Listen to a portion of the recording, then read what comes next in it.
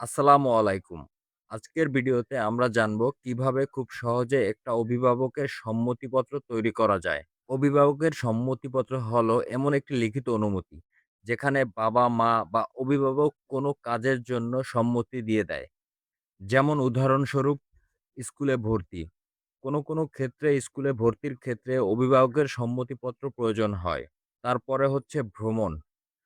আমরা যদি বাহিরের কোনো দেশে ভ্রমণ করতে চাই বা ভ্রমণ ভিসার জন্য আবেদন করি, তখন হচ্ছে আমাদের এই অভিভাবকের সম্মতিপত্রটা প্রয়োজন হয়।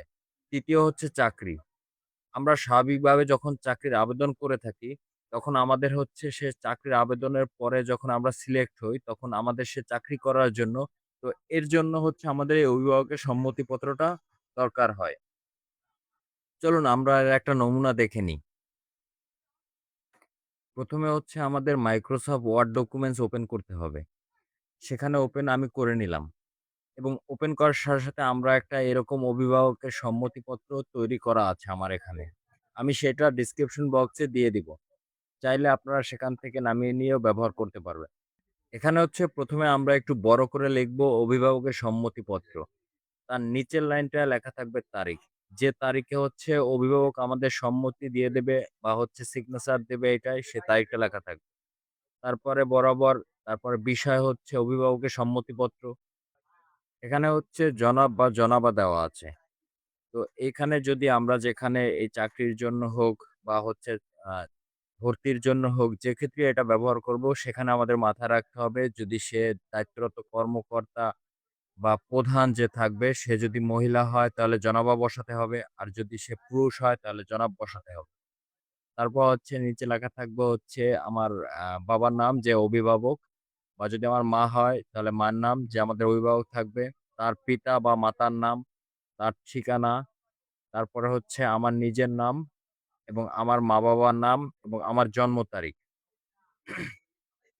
তারপর হচ্ছে একটা গুরুত্বপূর্ণ ব্যাপার হচ্ছে আমরা এই কাগজটা যেখানে ব্যবহার করব, যদি আমরা কোনো কোম্পানির চাকরির ক্ষেত্রে ব্যবহার করতে চাই, তাহলে অবশ্যই সে কোম্পানির নামটা লিখতে হবে। আর যদি আমরা চাই কোনো স্কুলে ভর্তির ক্ষেত্রে, তাহলে সেই স্কুলের নামটা বা প্রতিষ্ঠানের নামটা আমাদের দরকার।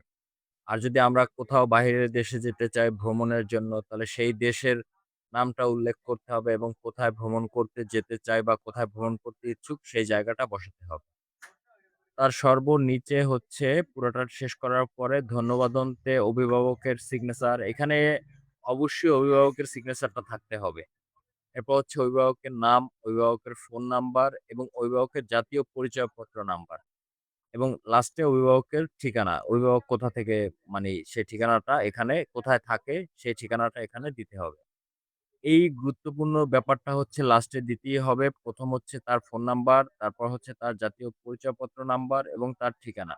কারণ আমরা যে ক্ষেত্রেই এই কাগজটা ব্যবহার করব, সেই ক্ষেত্রে হয়তোবা সেখানে যে প্রধান আছে বা হচ্ছে আমরা যদি কোনো চাকরির ক্ষেত্রে ব্যবহার করি, সেইখানে যে চাকরির ভাইবা বোর্ডে যে লোক থাকবে বা জয়েন্টের ক্ষেত্রে যে লোক থাকবে, সে অবশ্যই এই ফোন নাম্বারে ফোন দিয়ে জিজ্ঞেস করে নেবে যে আসলেই অভিভাবক সম্মতি দিয়েছে কিনা। এটাই হচ্ছে মেইনত আমাদের আজকের ভিডিও। ভিডিওটি ভালো লাগলে লাইক দিন, কমেন্টে জানান এবং আমাদের চ্যানেলটি সাবস্ক্রাইব করুন। ধন্যবাদ।